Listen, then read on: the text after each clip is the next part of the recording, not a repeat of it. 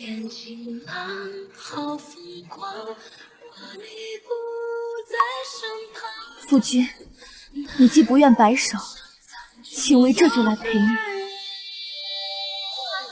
刺激啊！宝宝居然偷偷钻进棺木里，外面哭唧唧，里面笑嘻嘻。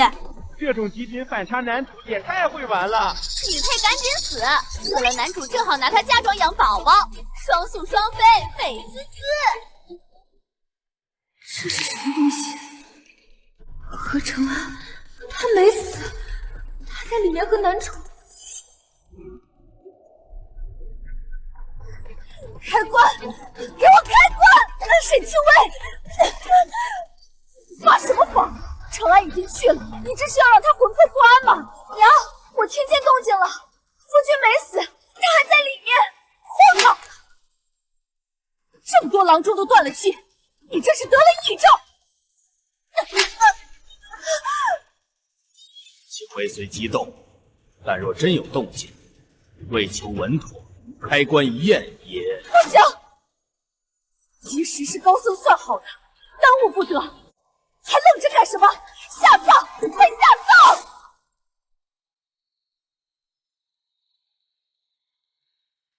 好孩子，娘知道你舍不得承安，去吧，去陪他，他在下面等着你呢。差点穿帮，幸好男主和他老娘通过气了。宝宝真大胆，光天化日之下，男主竟然能做这种事。女配快死吧！死了这棺木正好废物利用，一棺埋三，这剧情绝了！情深是戏，要我的财，还要我的命。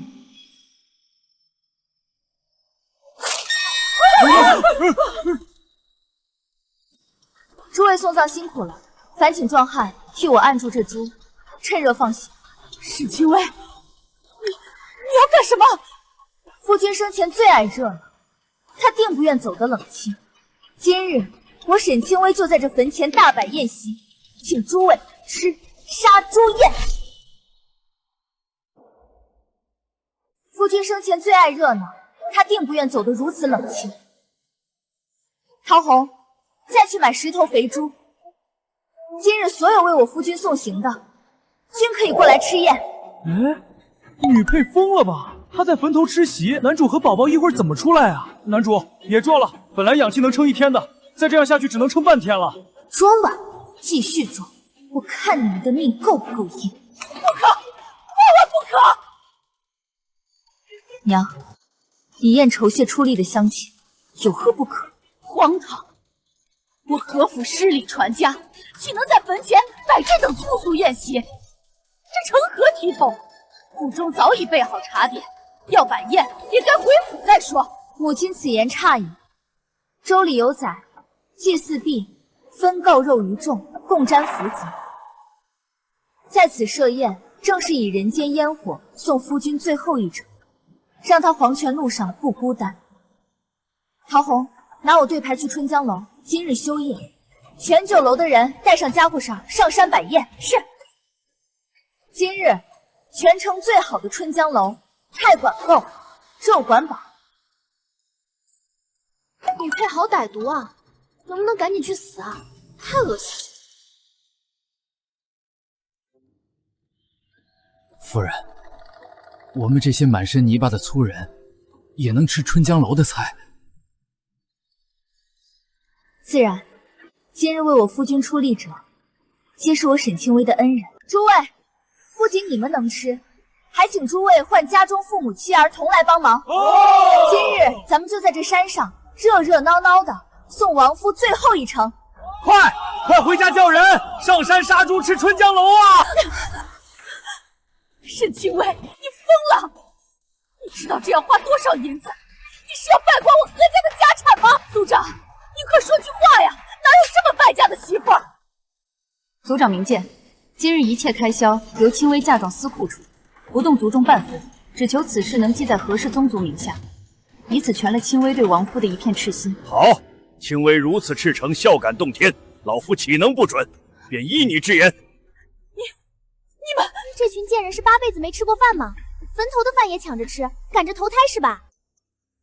吃，就知道吃，最好吃死他们。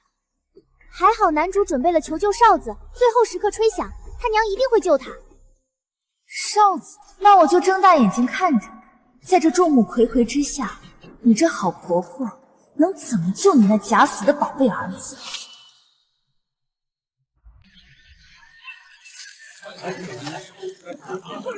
一宝脸都白了，看得我心都要碎了！快！都怪那些蠢材，干嘛把土拍那么实？婆婆，快发力呀！嫂子，节哀啊！程安走了，你可得保重身子。嫂子，程安没后，我那侄儿顶顶聪明，过继过来，庆为那嫁妆以后也有个依靠。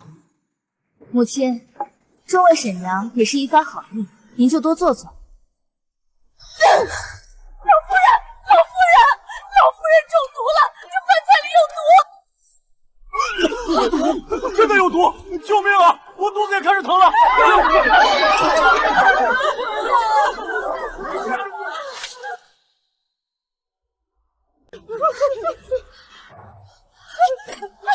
夫人，你还想做什么？老奴知道少爷去了您痛不欲生，可您不能因为老夫人劝阻您性情就下死毒手啊！您这是要让我们所有人都给少爷陪葬吗？恶妇，蛇蝎心肠的恶妇，怪不得要在坟头摆席，这是怕我们死了没地方埋，就地解决啊！我们吃了也没事儿，那是咱们身体强健，毒还没发作，跟着毒妇废话什么？他要我们的命，我们就先弄死他报仇！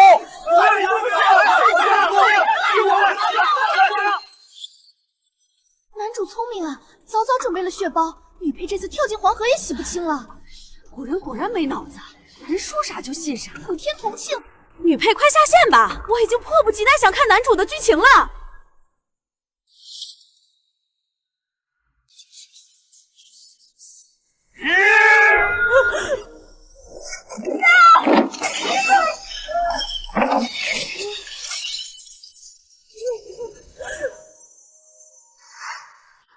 各位，能不能也听我说一句？还有什么好说的？事实摆在眼前，总不可能是你婆婆自己害自己吧？我问你们，今日从购买食材、洗切、烹炒，到最后端上桌，哪一个环节不是当着你们的面进行的？放你娘个屁！这些碗筷是老娘几个亲自去西市扛回来的，全是崭新的。你意思是说我们几个和我下毒？是啊，每个环节都有人看着，单独一个人想动手脚，确实不可能。这贱人怎么这么难缠？婆婆要撑不住了，完球了，地宝要晕过去了，急死我了！男主也撑不住了，怎么办？可老夫人从早上到现在，只用了这桌上的饭菜。若不是饭菜有问题，老夫人好端端怎么会吐血晕迷？少夫人，您这又作何解释？曹红，去请回春堂的周大夫来为老夫人诊脉。是，大夫是您常用的，谁能保证他没被收买？好，那便换个大夫。今日在场可有懂医术的先生，请上前一步，为我娘诊治。老朽胡某，在下赵某，原为老夫人诊脉。不行！巧福，你三番五次阻拦大夫诊治，是何居心？我娘病了，常理应是先请大夫救治，你却急着攀污定罪。说，是不是你做贼心虚？我没有，就是你，趁乱给我娘下了毒，再嫁祸于我，是不是？不是，老夫人，救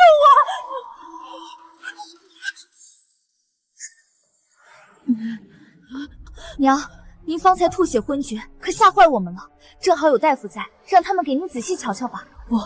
不要，老毛病了，心口疼，一时背过气，吐了口淤血，反而松快些。是巧妇大惊小怪。原来如此，可方才众人都疑信中毒，娘还是让大夫诊一诊，也好彻底安心。若您再有差池，儿媳真是百口莫辩了。真不用，我自己身子自己清楚，哪有什么毒不毒的，都散了吧。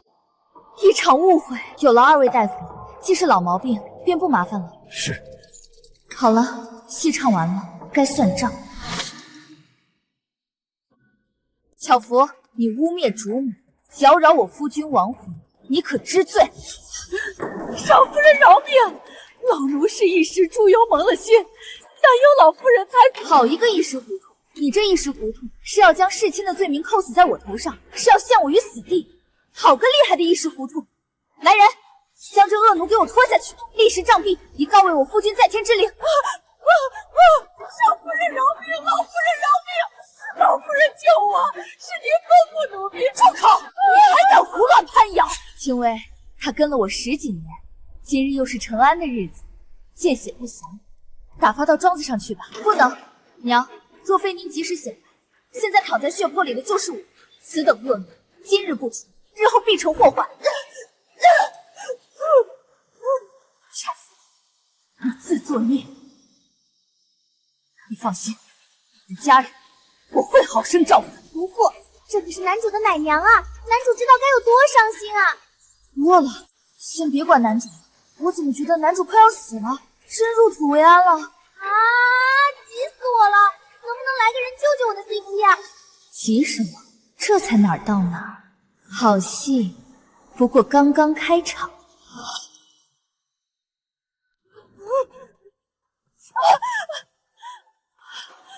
青薇啊，娘这心里慌得厉害，怕是撑不住了。你先扶娘回府去歇歇吧。母亲千万保重。只是这么多乡亲都在，我身为主家，怎能抛下大家？陶红，你先送老夫人回府静养。不用了，被山风一吹，好像又好些了。我就在这儿陪着你，守着陈安。母亲可千万别勉强。不，勉强。那便好。各位，方才一场误会，扰了兴致。为表歉意，这宴我们原样再摆3日，酒肉管够，春江楼的招牌菜每日换新，请诸位务必赏光。3日？什么？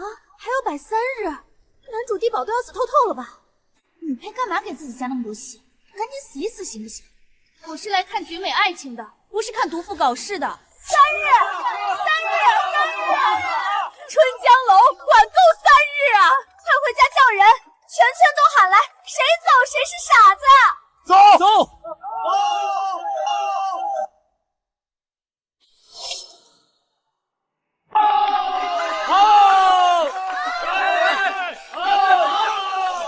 是哨声，男主吹哨了，他不行了，哨声怎么突然停了？他们是不是已经……我不敢看。婆婆快冲啊！现在开关能救他们，再晚就真的来不及了。娘，娘来了！娘，你要去哪里呀？滚开！你这贱人！棺材里有声音，我儿子没死！来人，快开棺救人啊！娘，我知道您太难过了，接受不了。可夫君他真的已经去了，那么多大夫都诊过了，您方才不是还劝我要接受现实，莫要癔症缠身吗？你们聋了吗？听不见刚才棺材里的哨声吗？我儿子何承安没死，快挖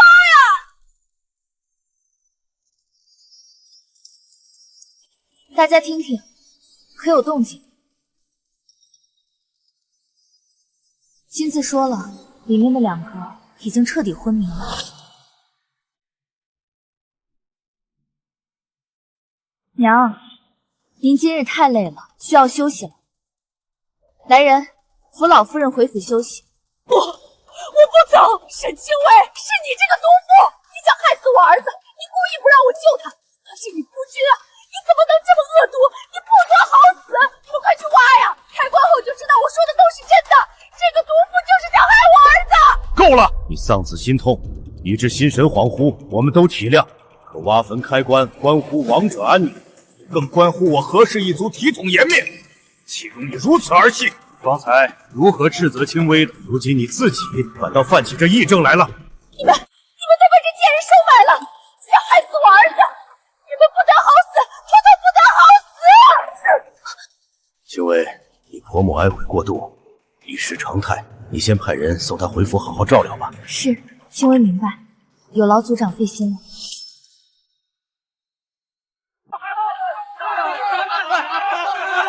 曹，男主和地保把棺材撬了个缝，结果土漏进去，死得更快了。别急，婆婆去报官了，杀夫是大罪，要起木驴游街的。我充会员了，我要亲眼看着这毒妇死，以祭我 CP 在天之灵。报官？好啊，我正愁没机会给这对狗男女鞭尸。大人，就是他，沈清薇这个毒妇活埋我儿这老太太怎么又来了？昨天亲口说儿子死透了，今天又说活埋，林娘子真是倒了血霉了。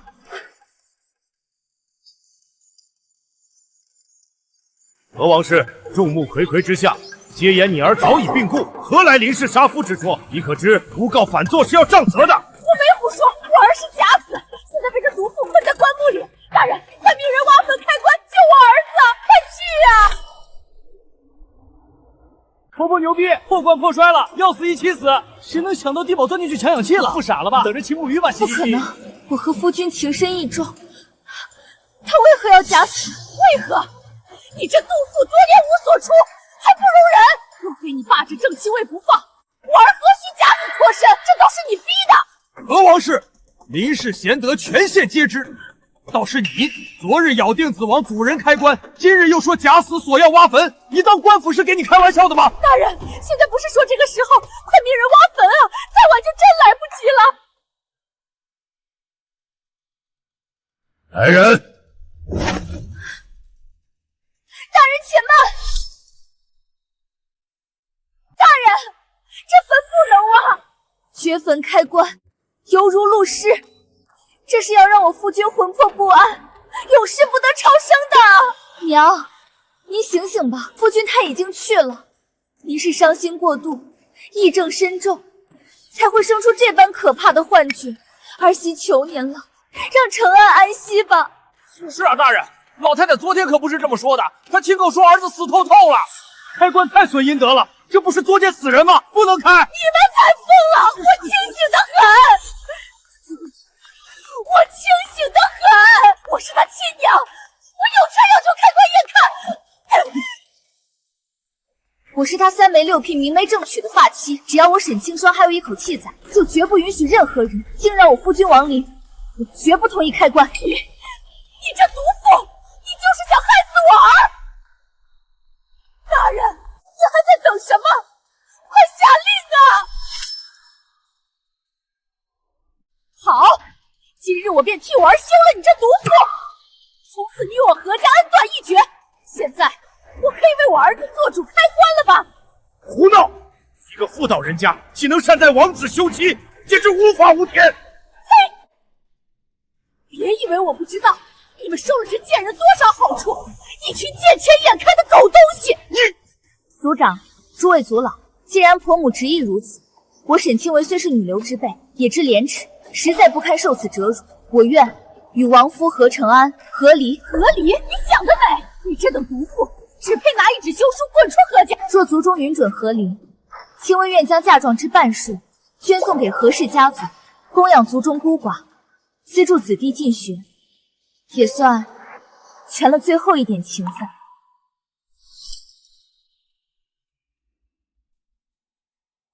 既然你执意开棺，清微也愿成全，那我等便依族规，允你代子签下和离书。只能休，还想不想开棺了？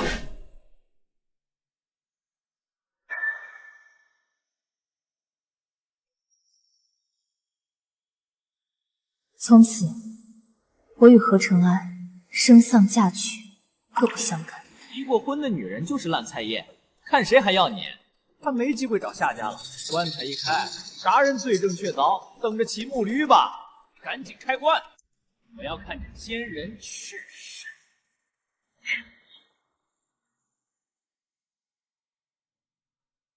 既然和离已定，那便开棺。好了，是时候让大家看看真爱了。我也挺好奇，那个地宝到底是个什么东西。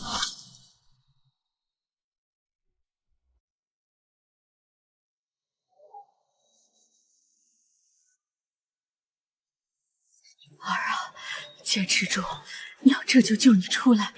那大笔银票还在你怀里贴着呢。开了开了，前方高能！男主为了那叠银票，差点把地宝掐死，氧气耗尽前的互殴太绝了，这就是所谓的生死兄弟，笑死！起棺，起干！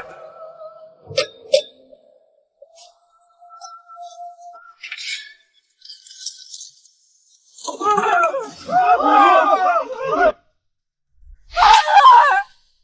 的银票，我的儿啊！回事？夫君怀里为何全是我的嫁妆银票？元宝又为何会在这里？荒唐！这是皇亲国戚也没见过的荒唐丑事。这是何家的，那是程安留给我的。大胆！何王氏，事实摆在眼前，你还要狡辩到何时？回禀大人，2名死者皆因窒息身亡，生前有过剧烈搏斗，何承安腹部中刀非致命伤，真正的死因是棺内氧气耗尽。此外，这是一种能让人陷入假死、呼吸微弱的伎俩。结合棺材内壁有预留的通风口来看，这是一场精心策划的假死脱身之计。大人，青微明白了，夫君并非真的病死，他是想带着我的全部嫁妆，伙同元宝假死逃殿。王氏，难怪昨日母亲拼死拦着我不让开棺，原来她早知夫君假死，只等着下葬后偷偷绝坟取财。她不仅要吞我的钱，还要诱导我殉情，好让这世上再无苦主。不是的，是你这个毒妇故意把土拍得那么实，才闷死了他们。大人请看，这是陶红在何承安司库搜到的凭证，他早在半个月前就开始秘密转移我的嫁妆，甚至连这口棺材都是他在半月前就秘密定制好的特重品。大人，此等谋财害命、自作自受之徒，简直辱我何氏门风！老夫今日代祖宗立誓，将何承安剔除族谱。此等恶妇，何家绝不姑息！我操，反转了！原来这俩货是死于分赃不均。女主这波细节控我给满分，账单早就准备好了，绝杀啊！快看婆婆的脸，绿的跟猪肝一样，爽！请大人为青微做主。大人，这都是沈青微这毒妇伪造的。我儿承安纯良，定是元宝这贱奴起了歹心，挟持我儿入关，想吞没我何家财产。纯良，娘，您看清楚了，元宝身上的短刀，刀柄刻有承安二字，分明是何承安的贴身佩刀。不仅如此，大人请看元宝袖中，这是何承安亲笔所书的投名状，许诺元宝带走嫁妆后分其3成，并保其全家脱离奴籍，远走高飞。铁证如山啊！男主这智商，居然还写保证书，笑死！元宝也是惨，帮凶变替死鬼，这就是跟渣男合作的下场。女配这波搜证能力，我愿称之为大庆狄仁杰。娘，您还要说夫君是无辜的吗？他连逃跑后的户籍都买好，这可是从他贴身夜衣里搜出来的假户头。你这糊涂妇人，教子无方，伙同儿子假死谋取儿媳嫁妆，此等败坏伦常、贪财妄义之事，简直是我何氏一族的奇耻大辱！大人，何承安假死图财，行径恶劣，不配入我何氏祖坟，更不配进入族谱。不行，族长，承安是你亲侄孙啊，不能让他没地方着落。闭嘴！纵子行凶，败坏家风，若不严惩，何以向沈氏交代？何以向全县百姓交代？案情已明，何承安伙同元宝假死谋财，自作自受，窒息而亡，乃天理昭偿。何王氏，你身为婆母，知情不报，纵容儿子假死，更恶意诱导受害者沈氏殉情，其心可诛。来人！银子，我的银票啊！沈清微，你不得好死！恭喜女配通关，这结局太你妈爽了！粉转黑了，渣男死得好！期待女主独美事业篇。我就说这女配不简单，这波反杀我服了。大人，冤枉啊！那银票，那是承安怕沈氏挥霍，替他暂管的，不是偷，不是抢啊！暂管？暂管到棺材里去了？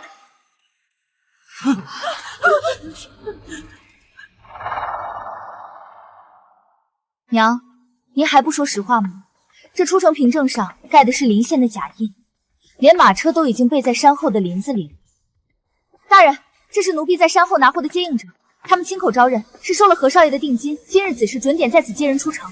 何承安在棺材里备了凿子和铁钩，本想骗过下葬的人就凿开逃生，可他算错了一点，他想灭元宝的口，元宝也想吞了他的钱。我操！分赃不均现场直播，太真实了，这哪是假死？这就是大型密室逃脱失败现场，给女配的搜证能力跪了，马夫都提前抓好了。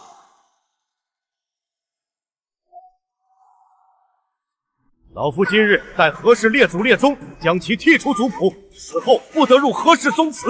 此恶妇纵子为非，贪得无厌，我何氏一族从此再无此人。族长，你不能这么绝呀！没了我儿的供养，我这把老骨头……够了，何王氏，以纵容儿子诈死谋财，更以殉情之名逼迫儿媳沈氏意图吞并巨额嫁妆，触犯大清律，现判处何王氏杖责40，罚没何家现有全部房产田亩，归还沈氏。本人流放边陲千里，非特赦不得归。李沈氏，你受苦了。何家贪没你的银钱，本官定会全数追回。谢大人做主。今日让各位乡亲看笑话了。何家负我，但我沈清微不负乡邻。今日杀猪宴继续，且3日内沈氏春江楼将在城北设3处粥棚，为何家之事向诸位赔个不是，也为何氏宗族积点德。这才叫大女主，拿回钱，踹了婆家，还收了民心。全剧终，这分明是独立富婆篇的序章啊！之前谁骂女配毒的？站出来，老子打烂他的脸！清微啊，不对，沈老板，程安那混账做下这种事儿，咱们宗族也是被蒙在鼓里。你看那捐给族里的半数嫁妆，族长记性真好。不过那和离书上写的清楚，是因为我不堪受辱才捐子求离。如今官府定案，是何成山假死谋财在先，这婚约本就是一场骗局。既然是骗局，那和离书里的条款自然作废。你有何证据？那怎么行？公堂之上白纸黑字。族老若是觉得不行，咱们这就回陈知县跟前，算算何家这些年从我沈家借到的流水账，那一笔一笔可都带着何成安的私章。那是。既然程安已被逐出族谱，沈老板的事自然由沈老板自己做主。沈老板，何家的宅子和城郊的50亩良田已悉数查封，按本官判决，这些本就是你沈家的产业，今日便可交还。多谢大人，这些田产，清微想请大人做个见证，将其中的30亩划为1田。1田？此田每年的出产，一半用于支持城北州屋，一半送往慈幼局。何家虽恶，但城中百姓无辜，清微想为自己挣个名声，也为大人挣份正气。好一个沈清微，拿回了银子，还收买了人心，你这经商的手段，本官佩服。大人，那何成安的尸首如何处置？既然已剔出族谱，那便乱葬岗寻个坑埋了便是。至于那小厮元宝，那是何家的家奴，随主子去吧。姑娘，咱们现在回何家，不，回沈宅吗？不回宅子，去春江楼，告诉厨子，明天一早开门迎客。我要让全城都知道，这春江楼从今往后，只姓沈，不姓何。东家，自那何少爷出事后，城里好些老主顾都觉得晦气，退了不少席面。是啊，加上何家以前打着您的旗号赊了不少账，现在那帮债主天天堵门。晦气，那是因为他们还没尝到转运的味道。传令下去，春江楼明日重新开张，所有退席的一律不追究。但明日首推重盛宴，凡是进店的，每桌送一份，步步高升年糕。至于那些何家欠的债，告诉他们拿欠条来，我沈清微认，但每一笔都要在门口贴榜公示，让全城看看何家这些年是怎么吸我沈家血的。姑娘，那些债主拿来的欠条，好些都是何成安在烟花之地签下的，您真要替他还？还，当然要还，但这钱不是还给债主的，是买断我沈清微名声的买命钱。明日贴榜之后，全城都会知道我沈清微仁至义尽。到时候，何家在这一带彻底臭了名声。王氏即便在流放路上死不了，也再无颜面回来纠缠。可是姑娘，咱们账面上的现银不够，就卖了何家查封的那几处铺子。那些铺子风水不好，正好腾出手来，我要做新生意。陶红，明天派人去请城里最大的布庄和香料行的东家。这春江楼只是个引子，我要让沈家的名号绣在每一个富家子弟的衣角上。沈老板，开门做生意得讲诚信。何成安欠我主仆300两，白纸黑字写了你沈家的名号，今天不给钱拆了你这招牌。就是夫债妻还天经地义，沈老板发了大财，总不能赖了我们这些苦命人的血汗钱吧？你们别急，我家姑娘说了会还，你们讲讲理。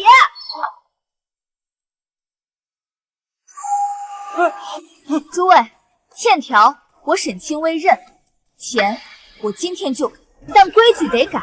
这张榜单上写的清清楚楚，何成安何时何地为了何事欠下的钱。公子年3月何承安在万历赌坊一掷千金，输掉良田5亩。同年5月，他在群发院为何姑娘打赏珍珠1串。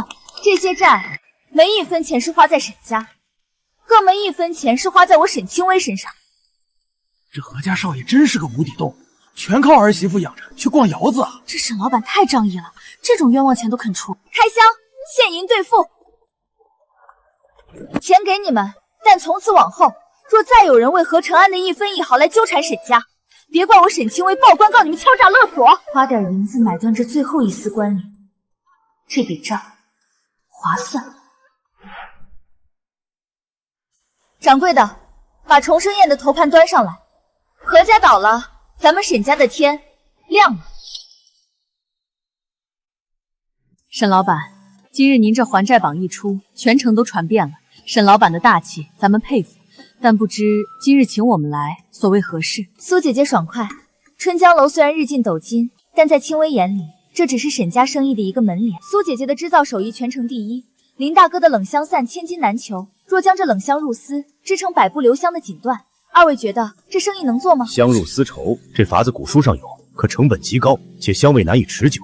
沈老板这是要走高端路子。不错，何家以前只知道守着那几亩薄田和酒楼吃老本，可清微想做的是让全京城的贵妇人都以穿上沈家的香锦为荣。沈老板，这可是要砸大钱的。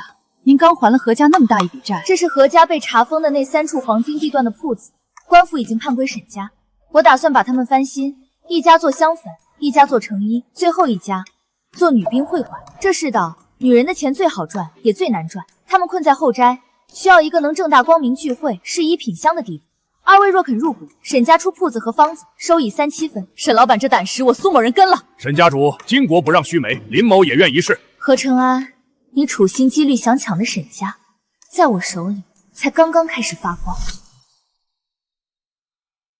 东家，这些都是从何家那几个地铺拉回来的凶货，大多是些积压的粗布和没掉的药材。何承安以前根本不懂经营，这些东西卖不出价。他当然不懂，他只懂怎么从我这里支银子去填他那无底洞。哎呀，这么多生丝都发了黄，长了斑，全废了，这得值多少银子啊！真是败家子。废了，在平庸之辈眼里是废纸，但在我沈清微眼里，这是送上门的本钱。去，把城里最好的染坊师傅请来，再买3担最廉价的苏木和栀子。东家，这些丝绸已经黄了，染深色又没人要啊！谁说我要染普通的颜色？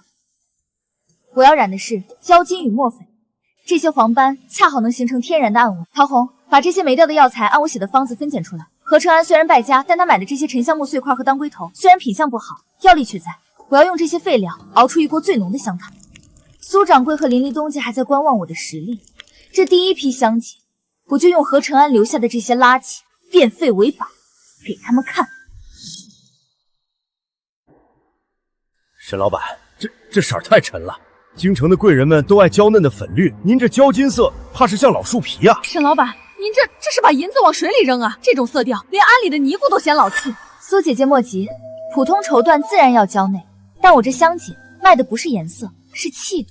苏姐姐，京城的文人墨客最爱古着，武官世家最爱杀气，这种色调配上沉香入骨的药味，穿在身上便是身份。而且这花纹竟像是天然生长的云母石。何承安留下的霉斑，成了这世上独一无二的暗花。苏姐姐，明天把这件样衣挂在你布庄最显眼的位置，标价50金一件。50金，那是天价！物以稀为贵，告诉他们，这叫百战金甲，全京城只有这30匹，卖完即止。何承安，你留下的烂摊子，终究成了我登天的第一块砖。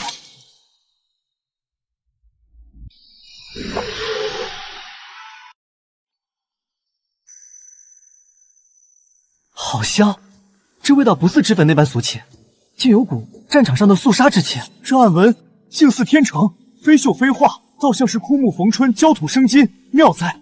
当真古着大法。诸位，此乃沈家主秘制的百战香锦，入水不褪色，入怀百步香，全京城仅此30匹，每匹50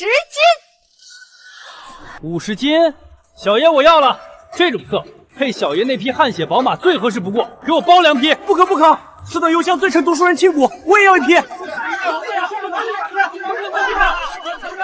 商贾一身铜臭。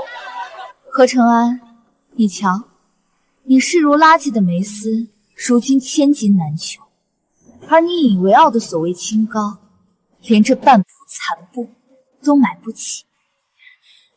姑娘，卖疯了！不光这30匹没了，连下个月的订单都排满了，苏掌柜嘴都笑歪了。订单不接啊？有钱不赚？物以稀为贵，这些废丝用完了，接下来我们要用真正的天丝。传令下去，沈家新商号沉香阁，3天后正式挂牌。沈老板，这地段，这气派，再加上香锦的势头，今日这挂牌里，怕是要惊动半个京城。林某阅人无数，为沈家主这化腐朽为神奇的手段，实属罕见。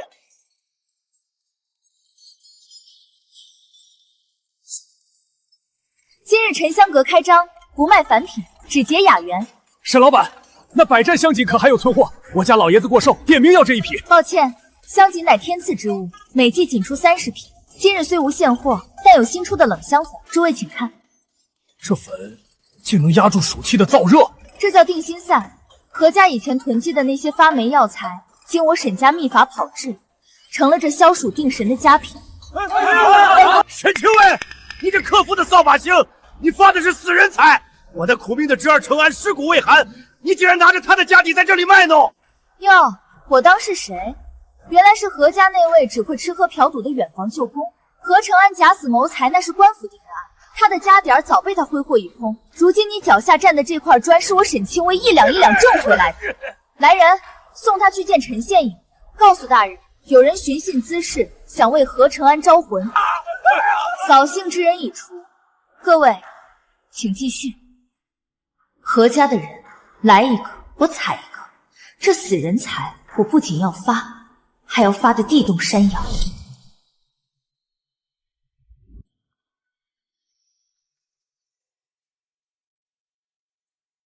这剪裁倒是奇特，不似寻常那般宽大累赘，竟能显出几分腰身。只是这颜色，夫人，这墨翡配上您这尊贵的肤色，最能衬出当家主母的威仪。且这香锦里掺了沉香与白芷，最是辟邪养神。我平日里最恨那些腻人的脂粉气，这布上的药香倒合我的胃口。沈老板，听闻你这儿还要做女宾会馆？正是，就在后院正翻新着。那里不接男客，只供各位夫人们品茗试衣，聊些私房话。这京城里戏园子酒楼全是男人，咱们想找个清静地儿说说话，都得借着上香的名头。沈老板这心思倒是细巧。姑娘，不好了，何家那帮流放的亲戚在城门外闹起来了，说是王氏在路上病重，要您出银子救命。陈太人那边快压不住了。救命！让二位见笑了。家丑缠身，原本不该扰了雅兴，但何家那些人，当初何承安假死想吞我嫁妆时，他们可都看着呢。这些无赖，沈老板莫怕，本夫人最看不得这种吃觉悟的脏心烂肺。多谢夫人垂怜。陶红，备车去城门口。是。王氏还没到流放地就想回京，正好当着全城人的面，我把这最后一点烂账算得干干净净。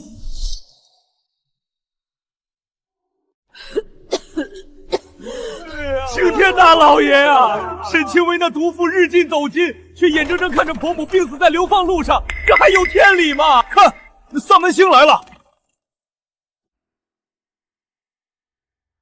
沈老板，这王氏确实烧得厉害，按律流放途中病重可暂缓，但这医药费……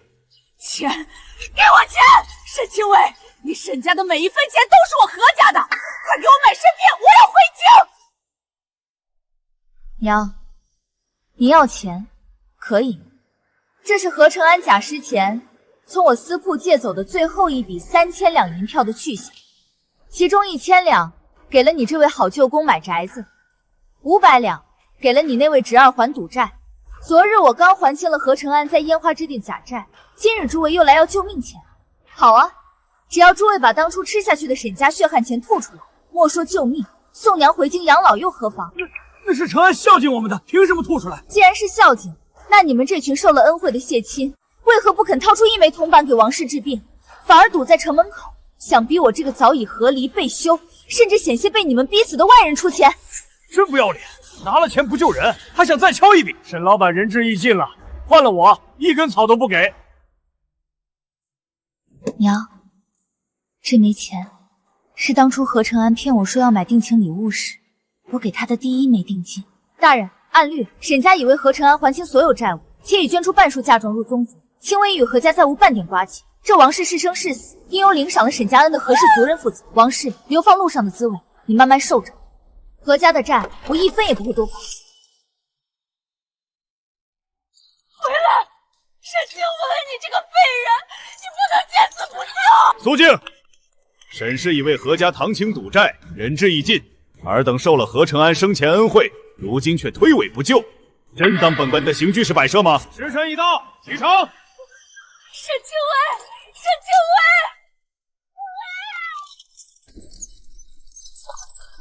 文！姑娘，您刚才那气势真吓人，那王氏看样子真是不行了。万一真死在路上，那些碎嘴子会不会……他那样贪生怕死的人，舍不得死的。他只是想拉我下水，再喝一口沈家的血。名声这东西，给的太多就成了枷锁。我给何家还债是求个心安，不给王氏治病是求个公道。这世上哪有让受害者去救加害者的道理？沈老板，您可算回来了。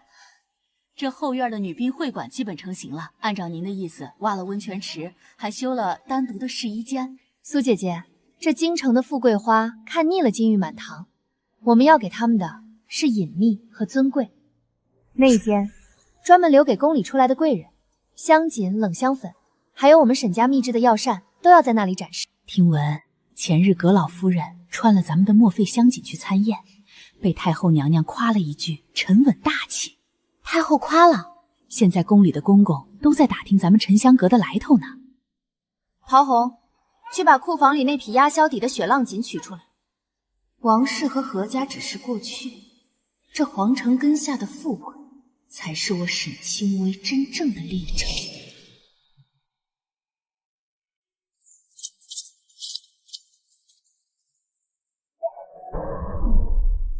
姑娘，这雪浪锦是沈家祖上传下来的孤品，当初何承安几次想偷去送给群芳院的头牌都没得手。您真要动它，死物若是捂在盒子里，不过是一块烂布；若披在能断人生死的人身上，它就是沈家的免死金牌。何家那些远亲在城门口闹事，看似是王氏病重，实则是有人在背后指使，想试探我沈家到底还有多少家底，想看陈世信能不能被孝道压死。把这个送去驿馆，交给昨日刚进城的内务府监裁李公公。是。这京城都传沉香阁的沈老板是位奇女子，能变废为宝。没成想手里竟还攥着这等连宫里都断了供的避暑神筹。公公谬赞，这雪浪锦乃沈家压箱底的宝贝，普天之下仅此一匹。青微觉得只有太后娘娘那样的尊贵，才配得上这雪浪翻白，不染尘埃。沈老板，这东西太贵重，咱家怕接不住。听说你那婆母在官道上闹得挺凶，说是你忤逆不孝。公公明鉴，那王氏因纵子谋才被流放，乃是陈大人亲断。青梅已捐了半数家状给何氏宗族，何来忤逆？这是城郊一处温泉庄子，依山傍水。公公回京复命，路途遥远，沈家愿为公公留个歇脚的地儿。青微只求沉香阁的香锦能入选下月的内廷采购名单。沈老板果然是个通透人，那王氏嘛，老糊涂了，满嘴胡亲。咱家这就知会陈太监，这种扰乱圣厅的疯妇，还是赶紧赶路的好。公公圣明。陶红，回庄子。是，姑娘。王氏，你以为闹一闹就能回京？这雪浪锦的一脚，就能换你这辈子再也踏不进京城半步。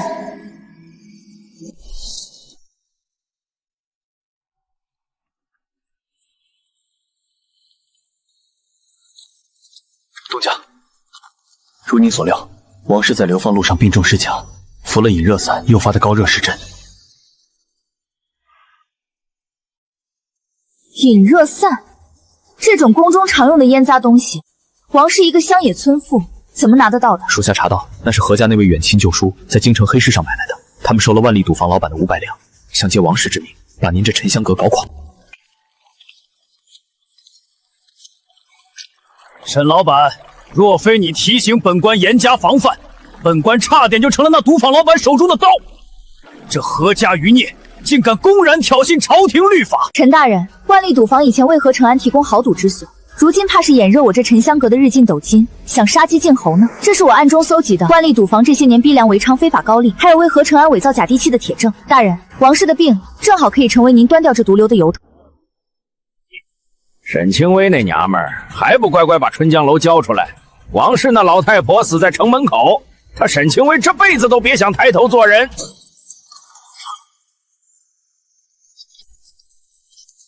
何老板，听说你在等王氏的死讯，恐怕要让你失望了。王氏已招认，是你受万利赌坊指使，为他服毒诬告。来人！万利赌坊设计伪造假公章，勒索良民，意图谋杀，查封！相关人等全部拿下！何老板，想吃我沈家的绝户，你这牙还不够硬。王氏、舅公、赌坊老板，你们不过是何承安留下的残渣。今日起，这京城再无何家余孽。陶红，把这招牌给我摘了。明天起，这里就是我们沈家的女宾会馆总店。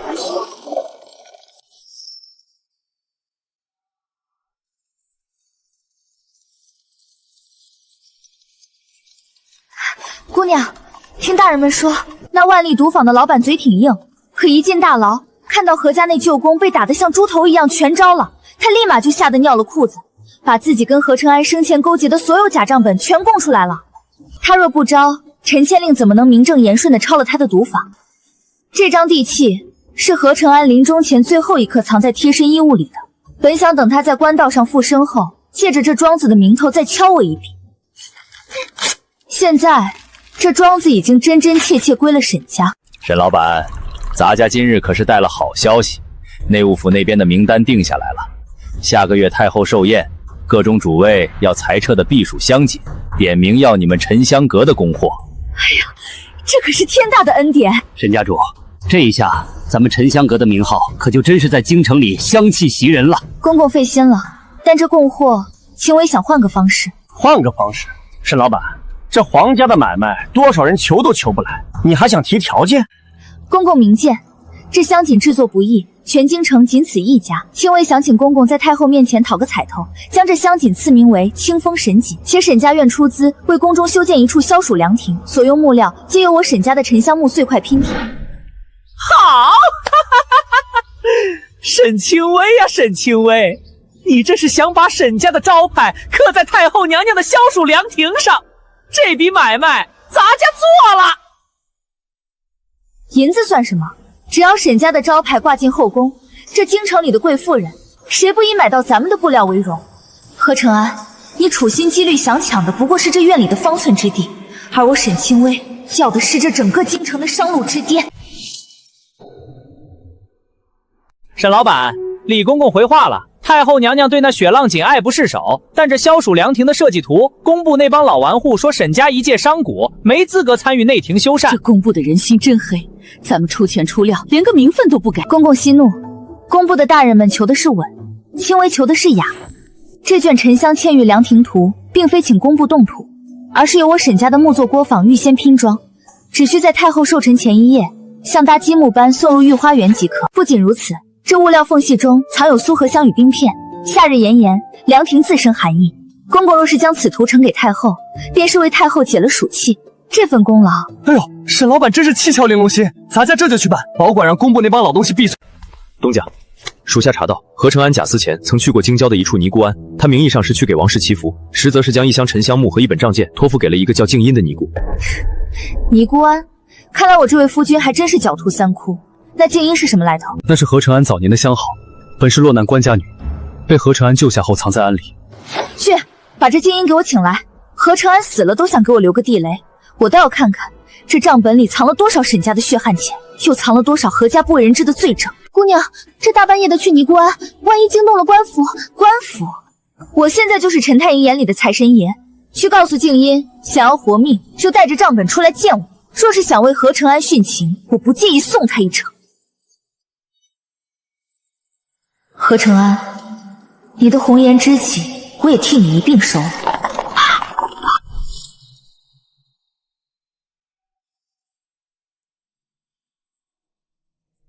深夜造访，小店已歇，施主请回吧。静音师太，何承安在乱葬岗的尸首还没凉清，你在这念往生咒，他收得到吗？你就是那个逼死承安的毒妇沈氏，逼死他？他是假死图财，内讧分赃而亡，官府文书写得清楚楚。倒是你师太藏着沈家的账本，是想为何家陪葬，还是想等何承安借尸还魂来接你？那是承安留给我的念想，他说过，若他出事，这东西能保我一世平安。保你平安？那账本里记的是他何承安这些年如何内外勾结，私吞我沈家货款，甚至收买官差伪造公文的罪证。只要我把这东西交到陈太医手里，你这清修之地瞬间就会变成断头台。何承安许你的平安是空中楼阁，我沈清微许你的活路是真金白银。把账本交出来，这500两够你还俗远走，或者重修这破庙。若是不交，他骗我，他说这是他攒下的家底，要带我远走高飞，原来全是偷来的。庚子年吞没南筹货款2000两，辛丑年抵押沈家老宅地契。好一个何承安，原来除了我明面上知道的，他背地里还开了3家空壳商号，专门用来洗沈家的钱。姑娘，这账本拿到了，咱们是去报官还是？报官？陈千幸只能查封他的家产，但这账本里牵扯到的还有京城万利赌坊背后的那个大靠山兵部侍郎的远亲。何承安这辈子做的最错的一件事，就是把这些足以灭门的把柄亲手送到了我手里。何承安，你以为死了就能一了百了？我要用你留下的这把刀，砍断所有敢觊觎沈家财产的脏手。陶红，明天一早把苏掌柜和林东家请来，我要让他们看看沈家的胃口到底有多大。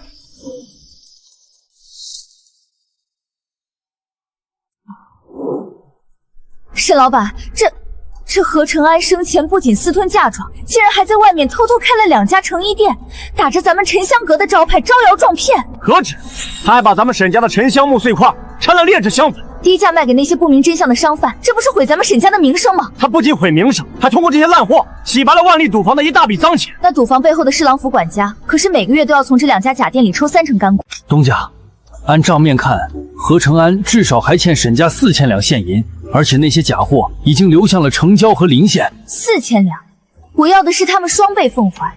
苏姐姐，林大哥，既然何承安已经剔出族谱，那这2家店就是无主之物。官府查封需要时间，但咱们沈家收回自家的冒名产业，天经地义。沈老板，您这是做什么？咱们这也是正经开店，官府可是备了案的。正经开店，拿我沈家的货款去充门面，拿发霉的烂丝绸冒充香姐，你也敢说正经？诸位，此店为何承安生前欺瞒沈家伙同赌棚非法开设的假店，所售丝绸皆为有害劣质品。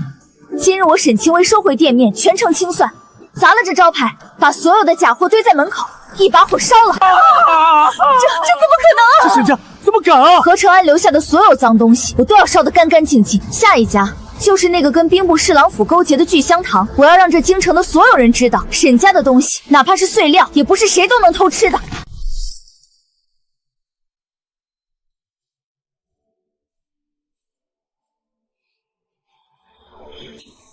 沈老板，这哪里是冷香伞，这分明是发了霉的沉香碎料混了廉价的苏合香，这种东西闻久了可是要害人的。林东家，您这话可就不厚道了。咱们这店可是跟万利赌坊何老板合伙开的。何老板虽然在外面名声臭了，但他在京城背后的那个大靠山，你也得掂量。什么大靠山？兵部侍郎府的管家也能算大靠山？沈老板今日收回自己的店，那是天经地义。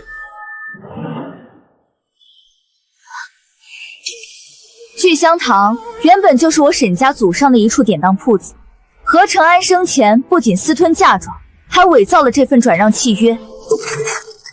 来人，把这聚香堂的牌匾摘了，里面所有的存货全部贴上劣质假冒的封唱。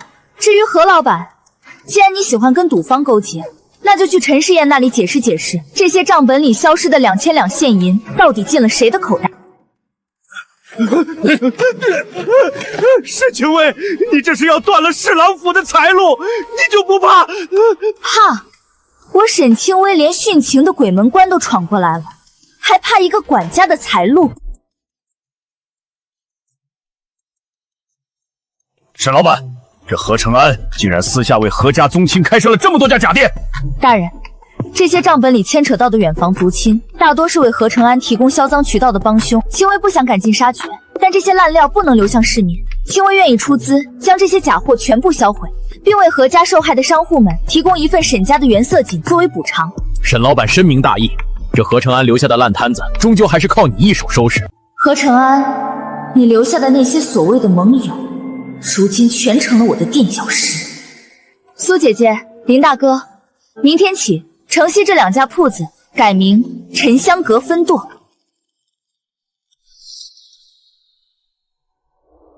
沈老板好大的威风，昨日连砸了咱们2处进香，连聚香堂那点养老钱都给抄了。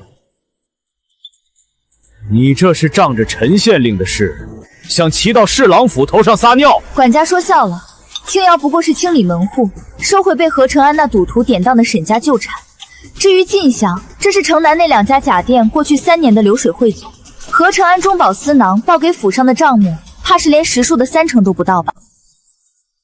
这个吃里扒外的畜生，竟敢克扣侍郎府的红利！何承安已死，那2家烂店也废了。管家与其为何承安留下的烂摊子置气，不如听听清微的新生意，那便是沉香阁。沉香阁下月的清风神锦将入宫采办，清微愿意将这2家店翻新，挂上沉香阁的副牌，每月的红利，清微愿出这个数。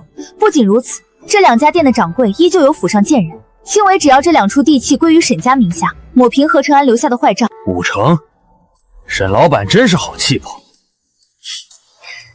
沈家有的是方子和布料，只要侍郎府点头，这京城里的生意就没人敢动沈家的一根高指头。哈哈哈哈哈！沈清微，你果然为何承安聪明100倍，怪不得他假死也玩不过你。地契明日便送去沈宅，那2处烂店以后就指望沈老板变废为宝了。姑娘，分5成红利给这贪官管家，咱们岂不是白忙活了？白忙活。何承安生前借侍郎府的事压我，我现在是用他的事做我的盾。等沉香阁修好了太后的消暑凉亭，沈家有了御赐的金牌，这王管家的5成红利就是他收下的断头钱。何承安，你生前求而不得的权势，如今正乖乖为我沈家看门。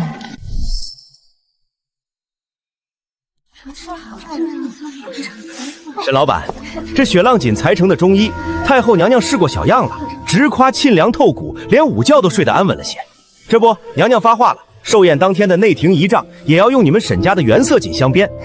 哎呀，这是太后娘娘天大的恩德，沈家定当竭尽全力。公公谬赞，能为太后分忧是沈家的福分，只是这仪仗用布量大，工期紧，青微想请公公行个方便，准许沈家在传交的织造坊临时加封内廷监制的辍役，免得路上被那些不长眼的盘查耽误。沈老板真是走一步看3步，有了这内廷监制的戳，你那织造房出的布可就没人敢查，也没人敢劫了。行，咱家回宫就给办。王管家以为吞了5成红利是捡了便宜，却不知我给他的那2家店卖的全是沈家积压的残次品。姑娘，万一他发现咱们把好料子都留给了内廷采拜，那侍郎府怪罪下来，怪罪他收了沈家私下的红利，就是上了贼船。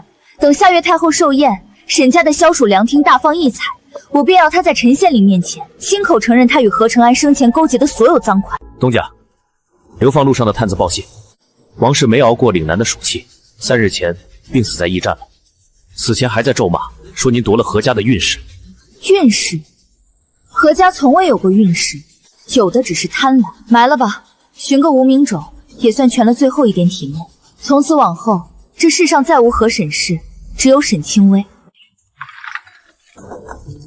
沈老板，这下沈家可是皇商的苗子了，以后有什么发财的路子，可得带带兄弟们啊。好说，沈家生意做大了，自然少不了诸位的帮衬。何承安，你死守的那个破烂何家，现在连给我垫脚都不配。苏姐姐，放出风去，下周起沉香阁开启会员预订，凡是在咱们这儿消费满100金的，优先试穿太后同款的雪浪锦简版。我要让京城的贵人们都以穿上沈家的衣服为荣，这名声我要它响彻云霄。沈老板，这批货是按内廷监制的标准出的，查了您给的薄荷与金银花药汤，触手生凉，绝对出不了岔子。青梅，你听说了吗？兵部侍郎府那位王管家最近在城西私下收买咱们才下的碎料，说是要仿制咱们的香锦卖给外省商贾。碎料？他那是自寻死路。那些碎料里，我特意让织工多加了一味闹阳花，这药单闻无毒，可若遇上劣质苏合虾，便会让人皮肤红肿。王管家想偷吃，也得看他的胃口够不够硬。沈老板，这料子确实不凡。太后娘娘昨日在园子里做了半晌，愣是没出一汗。咱们这些做臣妻的，自然也得跟上娘娘的气度。我那家里的爷们儿，整日里在校场晒的爆皮。沈老板，你这儿可有适合男儿穿的？夫人放心，沈家已在研制麒麟香缎，专为何将军这般的国之东凉准备。今日请二位来，是想送份薄礼。这坠子里嵌了沈家的固态香丸，夏日里佩戴最是清新明目。沈老板，你这心思比那绣花针还细，难怪那王管家在侍郎府里跳脚，说你这沉香阁水深，水深水浅全看划船的人稳不稳。青薇一介弱女子，求的不过是沈家招牌不倒。沈清薇那娘们儿以为拿了内廷监制就能独吞京城的肉，这些碎料虽然杂，但味道像就行。卖到外省，谁知道是真是假？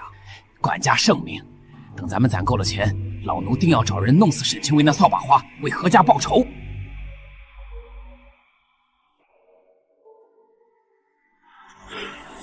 怎么回事？这布料里有什么？沈老板，这3000两定钱是太后娘娘亲口赏下的。工部的大人们看过了您的消暑凉亭木样，直夸匠心独运，连工部侍郎都说沈家主是巾帼不让须眉。哎呀，沈老板，这下可真是名满京城了，那可是工部啊，往日里眼高于顶的主儿，这会儿都得巴结咱们。公公，替我谢过大人们，但青薇想请公公再跑一趟兵部侍郎府。听说兵部王管家最近染了恶疾，手脚红肿。丁薇这儿有2罐碧绿色的清凉定神膏，专治这种莫名其妙的邪毒。这药若抹了见效，还请王管家抽空来一趟沉香阁。青薇想请他看看那些碎料做的衣服穿在身上到底是什么滋味。沈清薇，他这是在看老夫的笑话。那些布料里有毒。管家这话说的可就不地道。沈老板那是内廷监制的供货商，连太后娘娘都夸好的东西，怎么到了你手里就成了毒？莫非你是动了不该动的东西？王管家，沈家的药膏可还好用？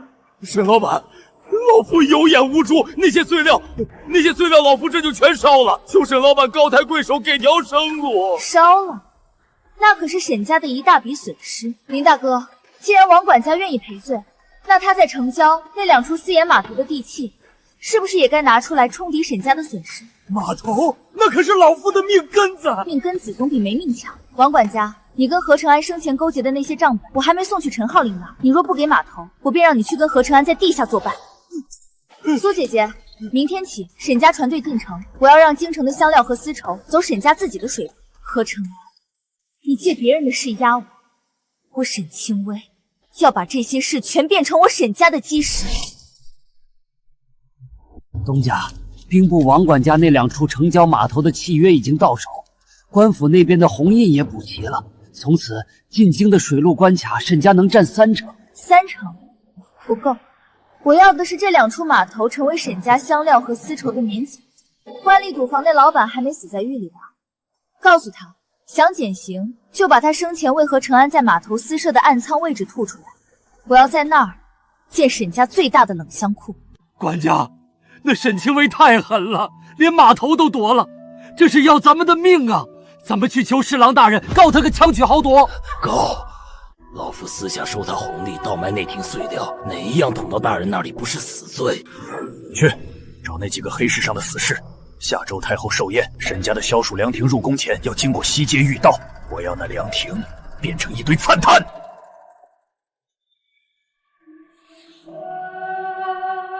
硫磺、磷粉，什么？这是要纵火烧亭？沈老板，这可是要呈给太后后的圣物，万一烧了，沈家满门都要陪葬啊！东家，这牛车一直是派人盯着的，谁能神不知鬼不觉的撒这些东西？除了何家那些还没死绝的余孽和那位心疼码头的王管家，还能有谁？陶红，去把库房里那几瓶引火露拿来。姑娘，人家要烧咱们，您还要加火？既然他们想玩火，我就送他们一场泼天的火劫。传令下去，明天出车，不仅要大张旗鼓，还要请陈县令亲自带人沿途护送。我倒要看看，谁敢在这皇城根下烧太后的圣物。何承安，你的这些爪牙，我会亲手把他们一个个按进火坑。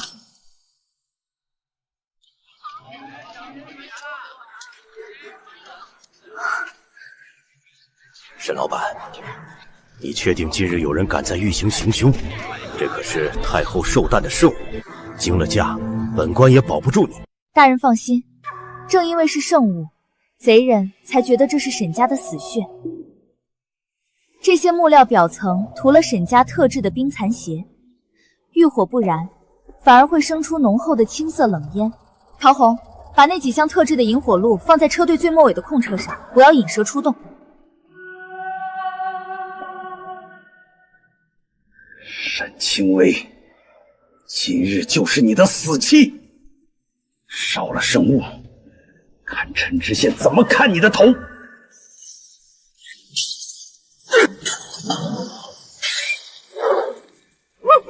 遭水了！太后的灵亭着火了！保护圣物，捉拿纵火逆贼！逆贼现身了！陈大人，动手！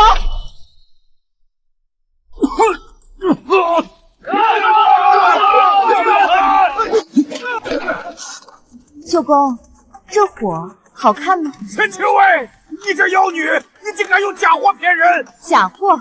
太后的凉亭早已在昨夜由内务府密道送入宫中，今日这一车不过是刷了药水的沉香废料。这火油上印着兵部侍郎府的封号，王管家，你真是死到临头了！混账东西，你竟敢动太后的圣物，你想让整个侍郎府为你陪葬吗？侍郎大人息怒，我有证据。王管家不仅纵火，还勾结万历赌坊，借何承安之手洗赃钱。大人是朝廷栋梁，定是被这奴才蒙蔽。清微今日带陈大人前来，是想帮大人清理门户。沈老板说的对，此等恶奴死有余辜。陈大人，人你带走，该杀该剐，本侍郎绝不插手。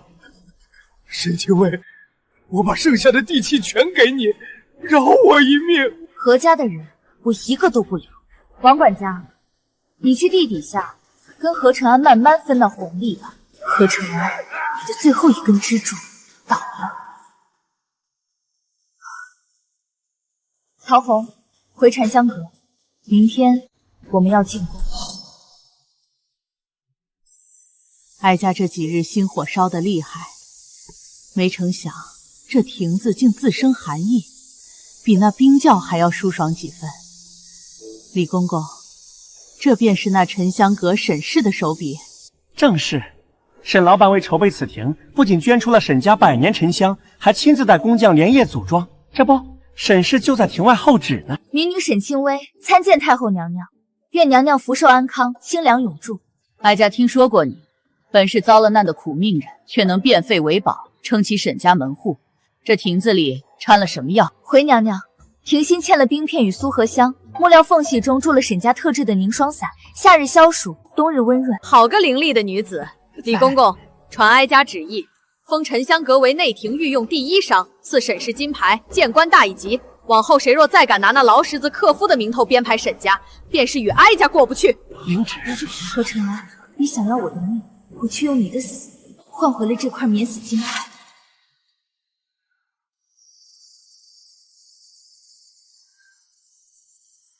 看呐，那是沈老板太后亲赐的金牌啊！当初何家假死谋财，那是老天爷长眼，救了这尊财神奶奶啊！王管家，何舅公，这御道上的火烧得我沈家成了皇商，这笔红利清微心领了。沈清微，你这妖女，你不得好死！带走，别脏了御用的道。清微，咱们沈家的香锦已经供不应求了，连邻国的王室都派人来重金求购。沈家主，如今码头、商路、朝堂靠山，咱们全占，接下来的生意怕是要做遍整个大庆了。还没完，松姐姐、林大哥，我要在城郊办一座沈氏学堂，专门招收无家可归的女子，学习织造与识字。我要让这天下女子都知道，不必依附于男人，不必困于后宅，只要手里有方子，脚下有路，这乾坤咱们也能赚得动。何承安，多谢你死得及时，让这世间多了一个不再为情所惑，只为天下财欲而活的沈清微。沈老板，开粥铺修路已是大善，如今竟要亲自授意给这些孤苦女子，本官代本县百姓谢过沈先生。谢沈先生救命之恩，愿随先生习艺，自立门户。这世道，男人能给你们的，随时都能收回去，唯有手心里的茧子，脑子里的方子，谁也夺不走。我操，燃爆了！女配不仅赢麻了，还要带飞全天下的小姐姐。我错了，我当初为什么要粉那对自私自利的渣男 CP？ 沈老板求收留，我想去学堂修学分。全剧终不，这分明是大庆第一女才活的开篇。姑娘，那就是何承安和元宝的坑。听闻那王管家和何家舅公前日也在这儿草草埋了，连个烧纸的人都没有。贪念如火，烧掉的是别人的嫁妆，埋掉的是自己的命。何承安，你处心积虑想抢的沈家，如今已是皇商。你视如草芥的妻子，如今是这京城商路的主。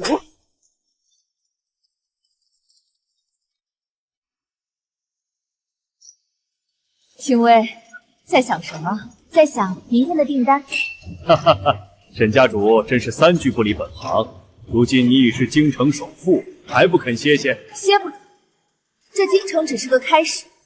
江南的绸缎，塞外的香料，海外的真网，只要路还长，沈家的旗号就要一直插下去。既然服了我的席，那就看我起高楼。